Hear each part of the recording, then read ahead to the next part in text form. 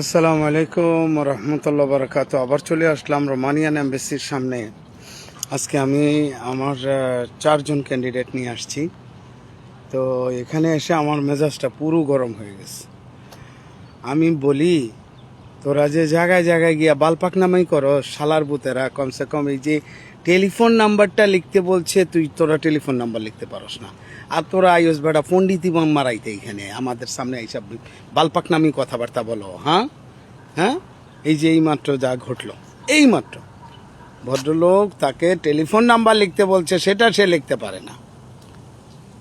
তখন তার দিমাগ গেছে গরম হইয়া, যেই বেড়া টেলিফোন লিখতে পারে, নাম্বার লিখতে পারে না, এই বেড়া আমগো দেশে গিয়া তো কাঁচাই করবো, আর কি করব। এরপরে তারে জিজ্ঞানো শুরু করছে, এইটা কি ওইটা কি ওই কথা কি। আরেক পণ্ডিতে করছে কি, উঠে গিয়া তার উত্তর দিতে গেছে। আরেক পণ্ডিতে গিয়েছে তার উত্তর দিতে। তোর দরকার আছে? তোর